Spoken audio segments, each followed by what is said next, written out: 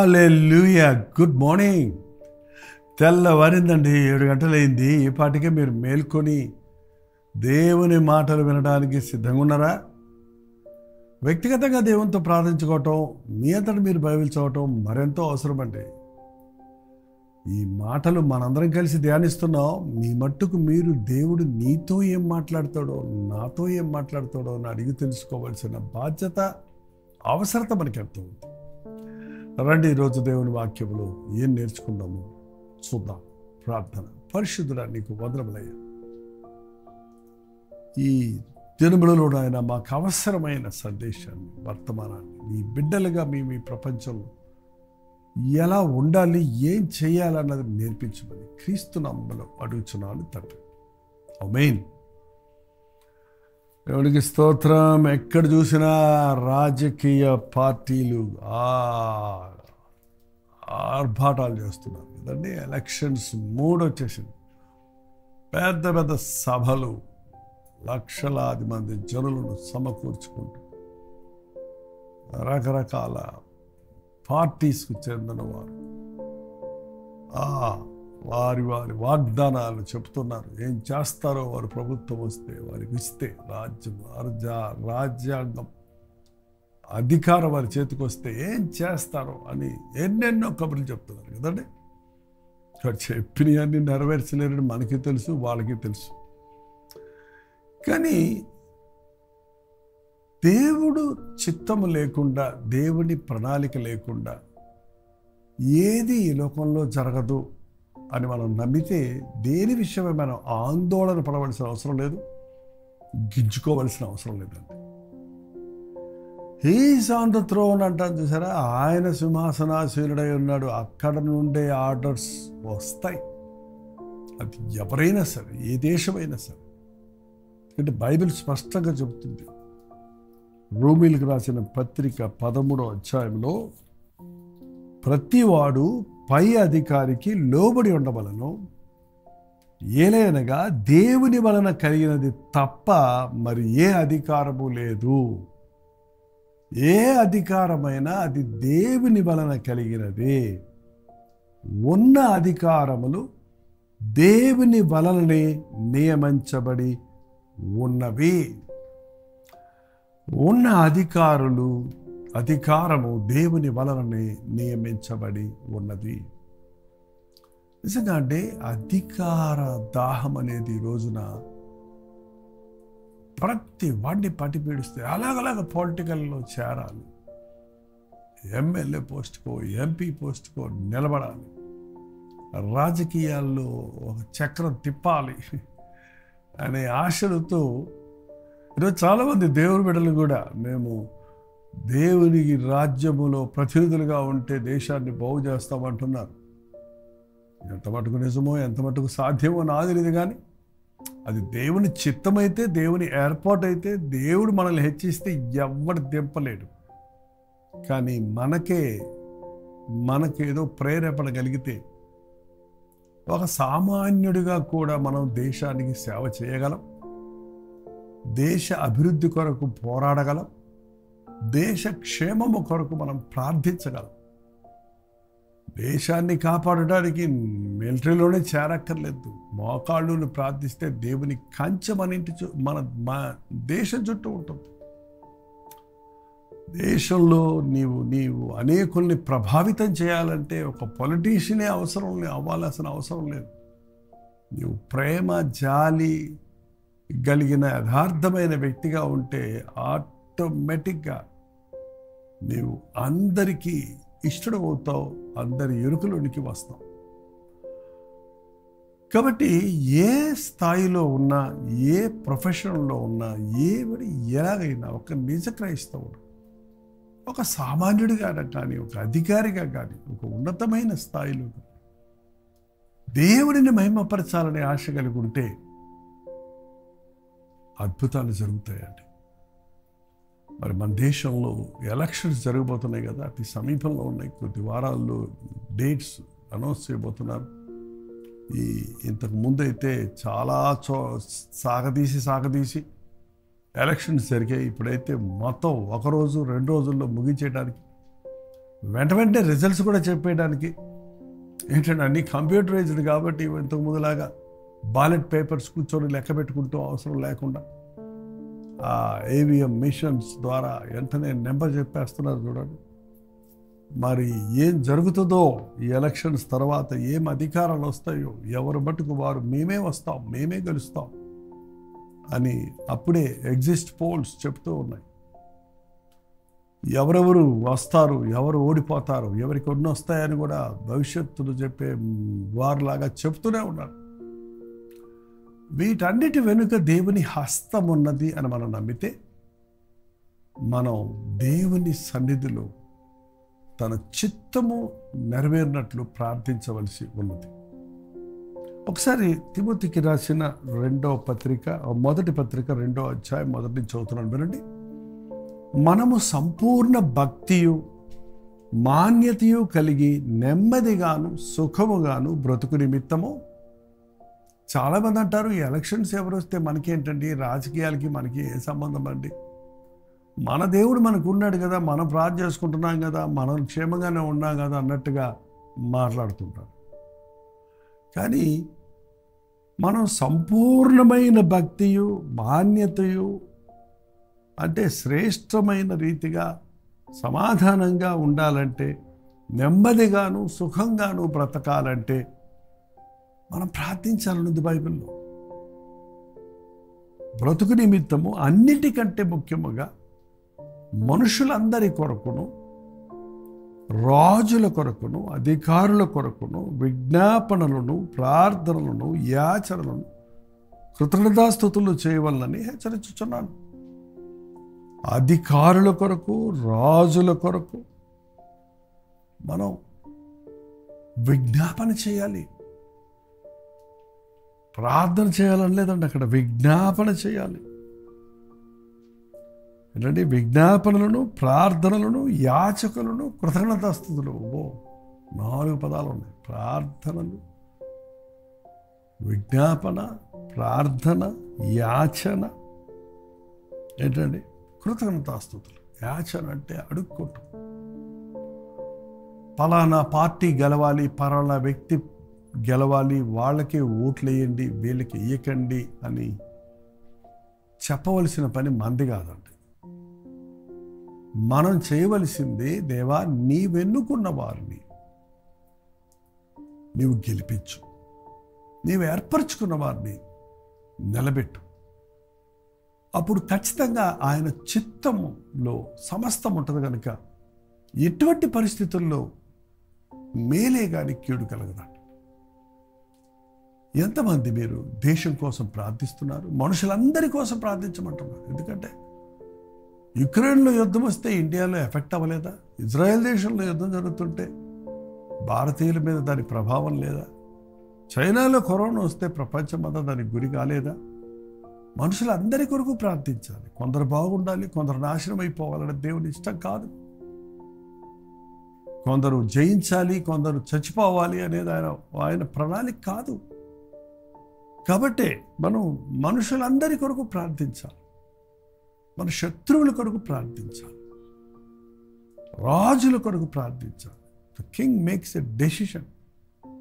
తీర్మానాలు చేసే అధికారులు ఏంటంటే వారికి తీర్మానాలు సరిగా లేకపోతే అది దేశం అంతటి మీద ప్రభావం చూపిస్తుంది, మనుషులందరి మీద ప్రభావం చూపిస్తుంది. It is our responsibility to pray for hour leaders. మన దేశ నాయకుల కొరకు ప్రార్థించవలసిన అవసరం ఉంది. నీ జ్ఞానం వారికి దయచేయి ప్రభువా, నీ భయం వారికి దయచేయి నాయన. నీతి న్యాయాలతో దేశాన్ని పరిపాలించుటకు వారికి సహాయం చేయమని మనం విజ్ఞాపన చేయవలసి ఉందండి. ఈ లోకాధికారైన సాతాను మొట్టమొదటిగా పొలిటీషియన్స్ మీదే దిగుతాడండి. వాడు లోకనాథులతో, గణాంధకార చీకటి శక్తులతో మనం పోరాడుతున్నాం. వారిని మనకి తిరగబడేటట్టు చేస్తాం. కాబట్టి దేవుడి కృప కొరకు మనం వేడుకున్నట్లుగా ప్రార్థించినప్పుడు ఎంతసేపు మన కోసమే కాకుండా మనుషులందరి కొరకు ప్రార్థించాలి, రాజుల కొరకు ప్రార్థించాలి, అధికారుల కొరకు ప్రార్థించాలి. అధికారం, కలెక్టర్కి ఎన్ని అధికారాలు ఉంటాయి, ఒక ఐఏఎస్ ఆఫీసర్కి ఎంత అధికారం ఉంటుంది. ఒక ఇన్స్పెక్టర్కి ఎంత అధికారం ఉంటుంది అతను తన పరిధిలో. ఎంతమందికి అధికారం ఇచ్చాడు. ఒక హాస్పిటల్ మేనేజ్మెంట్కి ఒక అధికారం ఉంది. ఆ అధికారులు సరిగా ఉన్నప్పుడు, వారు మంచి ప్రణాళికలు వేసినప్పుడు, మంచి జ్ఞానంతో ప్రవర్తించినప్పుడు, ప్రేమతో ప్రవర్తించినప్పుడు, అక్కడ ఒక చక్కటి వాతావరణాన్ని చూస్తున్నాం. అది ఒక హాస్పిటల్ కానివ్వండి, ఒక ఎడ్యుకేషనల్ సెంటర్ కానివ్వండి, ఒక గవర్నమెంట్ ఆఫీస్ కానివ్వండి. మీరెవరైనా గవర్నమెంట్ ఆఫీసులో పనిచేస్తున్నారా? నర్సింగ్ హోమ్స్లో పనిచేస్తున్నారా? క్లినిక్స్లో పనిచేస్తున్నారా? టీచర్స్గా, ప్రొఫెసర్స్గా ఉన్నారా?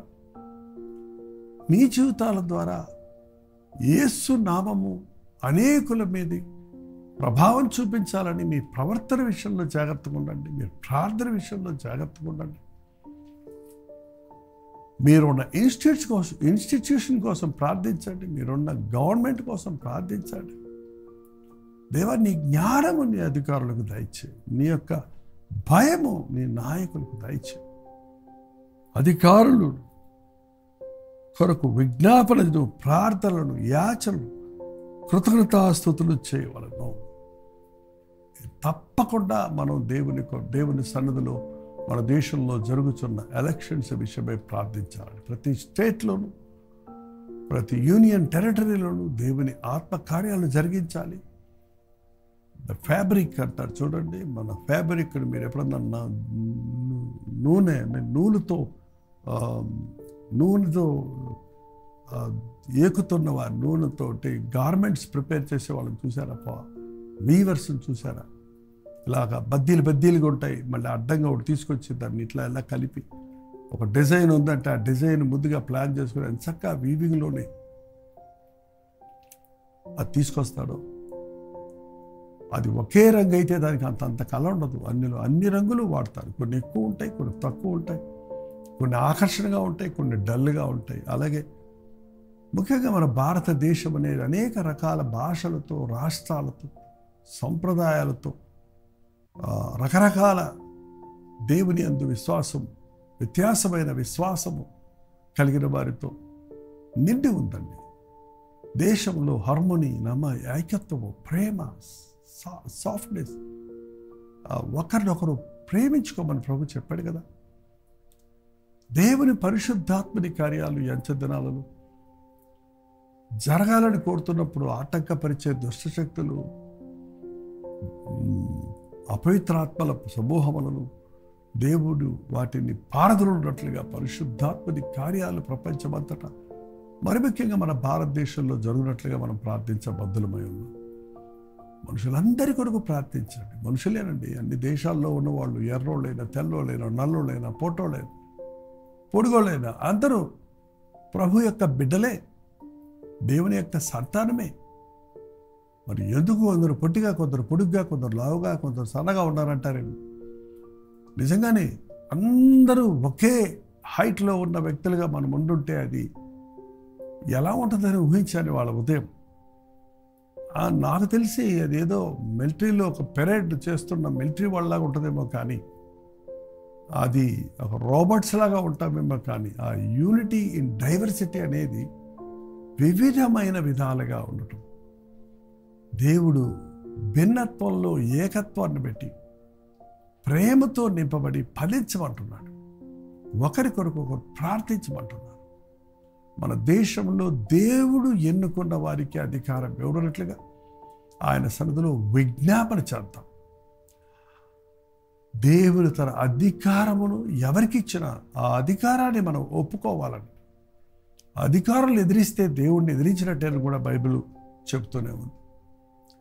మనం దేవుని రాజ్యంలో ఉన్నాం, దేవుని బిడ్డలం కదా. ప్రభుత్వాలకు పన్నులు కట్టాలా, ప్రభుత్వ చట్టాలకు లోబడాలా అంటే అవును, మనం లోబడాలి. ప్రభు దగ్గరికే వచ్చే ఒకడు నువ్వు పన్ను కట్టవా అంటే ఏమన్నాడు ఆయన? స్వతంత్రులు పన్ను కట్టరయ్యా, అయినా కూడా పర్వాలేదు నువ్వు అడిగావు కాబట్టి అని పేతురుతో చెప్పాడు. ఒక గాలమై చేప పడుతుంది, ఆ చేప రోట్లో 2 దినారాలు ఉంటాయి, ఒకటి నాకు ఒకటి నీకు, పన్ను కట్టేవయ్యా అన్నాడు.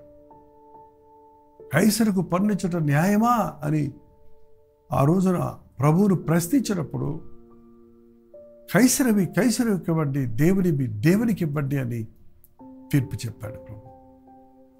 ఎస్, దేశం పట్ల కూడా మనం నమ్మకంగా ఉండాలి. ఒక నిజమైన క్రైస్తవుడు మంచి దేశ పౌరుడు.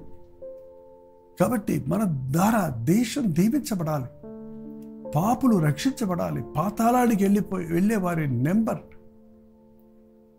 నిలిచిపోవాలి. దేవుడు తన అద్భుతాలు జరిగించాలని మనం ప్రార్థన చేయవలసి ఉంది.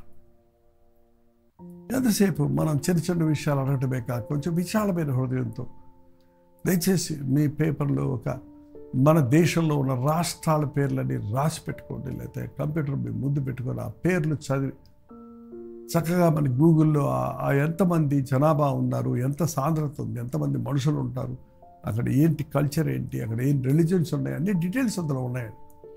వాటి కోసం సపరేట్గా మనం ప్రార్థన చేస్తే, ప్రత్యేక ఒక్కొక్క పాయింట్ ఒక్కొక్కరు పెట్టుకొని ప్రార్థన చేస్తే దేవుడు తన అద్భుత కార్యాలు జరిగిస్తాడు. నాకు జ్ఞాపకం చేయమన్నాడు ప్రభు, నన్ను అడుగు అన్నాడు ప్రభు.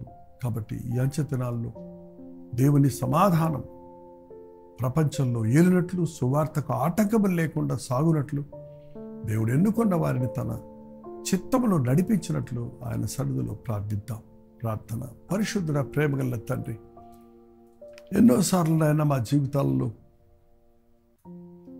నాకెందుకు వచ్చిందిలే అనే మనస్తత్వంలో ఉండిపోతున్నామయ్యా. దేశముల గురించి, దేశక్షేమం గురించి, దేశంలో జరుగుతున్న విషయాల గురించి ఏమీ తెలియని వారిగానే ఉండిపోతున్నామయ్యా. నీవు ఈ లోకంలో తిరిగావు కదా, మానవుల కష్ట సుఖాలు గ్రహించావు కదా.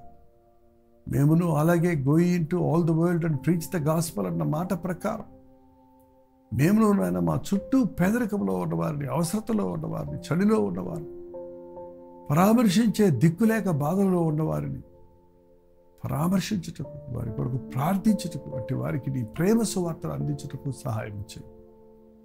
ముఖ్యంగా ఇది వదుకొని ఎలక్షన్స్ ముగించే వరకు మా దేశం కొరకు, దేశ నాయకుల కొరకు, ఎలక్షన్స్లో నీతి న్యాయాలు వర్ధిల్లుట కొరకు, సమాధాన సంతోషముతో మేమందరము మరలా నేను స్తుతించినట్లుగా సువార్తకు ఆటకములు లేకుండా నీ సహాయం దయచేసి నడిపించమని క్రీస్తు నామంలో అడుగుచున్నాను తండ్రి. ఆమేన్. తండ్రి అయిన దేవుని యొక్క ప్రేమయు, కుమారుడైన క్రీస్తు యొక్క కృపయు, ఆదరణకర్త అయిన పరిశుద్ధాత్మ యొక్క సహవాసమును కూడి వచ్చిన మనందరికీ ఇప్పుడు సదాకాలం తోడైనను గాక. ఆమేన్. దేవుడి స్తోత్రం. మీ ప్రార్థనా స్తోత్రాల భారాలు 954041 నెంబర్కి, ఇతర దేశాల్లో ఉంటే 91001003 నెంబర్కి మళ్ళీ ఒక టెక్స్ట్ కానీ వాయిస్ మెసేజ్ కానీ చేసి పంపించండి. మేము ఎవ్రీడే ప్రార్థిస్తున్నాం, మిమ్మల్ని మీకు అనౌన్స్ చేస్తూనే ఉన్నాం. మీరు పంపే వేలాది వాట్సాప్లు పరిశీలించి మీకోసం ప్రార్థిస్తున్నాం. కొన్నిసార్లు అందరికీ జవాబు ఇవ్వలేకపోయినా 1-2 మాటల్లో మీకు జవాబు ఇవ్వడానికి కూడా మేము ప్రయత్నిస్తున్నాం. Doctor Jaipal YouTube channel like చేయండి, షేర్ చేయండి, మీ పేరు, ఊరు కామెంట్ సెక్షన్లో పెట్టి టైప్ చేయండి. 20వ తారీఖు ఢిల్లీలో 1 డే గెట్ టుగెదర్ ఉంది. వివరాలు కావాల్సిన వారు 89393939 నెంబర్కి కాల్ చేయండి. రండి, ముఖాముఖిగా మీరు చూడటానికి, మీకోసం వ్యక్తిగతంగా ప్రార్థన చేయడానికి అవకాశం కలుగజేయండి. రోజు మధ్యాహ్నం 3 గంటలకు హెచ్చరిక, అలాగే రాత్రి 9 గంటలకు కల్వరి ప్రతి దూరిలో మళ్ళీ కలుసుకుందాం. ఆ దూర దేవుని మహాకృప మీకు తోడైనది గాక.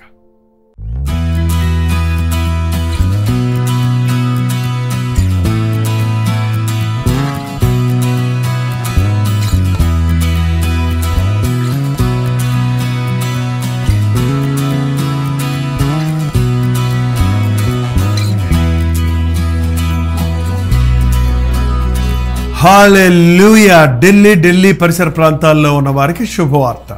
మరొకసారి మీ కొరకు ప్రత్యేకంగా 1 డే గెట్ టుగెదర్ను ఢిల్లీలో మార్చ్ 20వ తారీఖున ఏర్పాటు చేస్తున్నాం. మిమ్మల్ని ముఖాముఖిగా చూడాలని, మీకోసం ప్రార్థించాలని, పరీక్షలు రాస్తున్న వారికి, అనేక రకాల సమస్యలతో, చిక్కులతో, అనారోగ్యాలతో ఉన్న వారి కొరకు ప్రార్థించాలని, మరి ముఖ్యంగా కల్వరి దర్శనం అనే తెలుగు టీవీ కార్యక్రమాలు, హిందీ టీవీ కార్యక్రమాలు వీక్షిస్తున్న వారిని, తెలుగు వారిని, హిందీ వారిని కలవాలని, సోషల్ మీడియాల ద్వారా ఇప్పుడు రోజు తెలుగులోను అలాగే హిందీలోను ఉదయం 7 గంటలకి అనుదిన ధ్యానం అందించబడుతుంది. ఆధ్యాత్మికంగా మీరు బలపడుతున్నారని తెలియజేస్తున్నారు. ముఖాముఖిగా మిమ్మల్ని చూసి మీ లోపాలు తీర్చాలని, మిమ్మల్ని బలపరచాలని, ప్రభువుని స్తుతించాలని మార్చ్ 20వ తారీఖున మధ్యాహ్నం 2 గంటల నుంచి 5 గంటల వరకు, 6 గంటల నుంచి 10 గంటల వరకు 2 సెషన్స్గా ఈ 1 day get together Telugu, Hindi వారి కొరకు కూడా ఏర్పాటు చేయబడుతుంది. 2 భాషలు ఉంటాయి కనుక మీరు రండి, పాల్గొనండి, దైవాశీస్సులు పొందండి. చిరునామా గమనించండి, YWCA కాన్స్టంటైనా హాల్, గేట్ 1, గురుద్వారా బంగ్లా షాప్, అశోకా రోడ్, న్యూఢిల్లీ.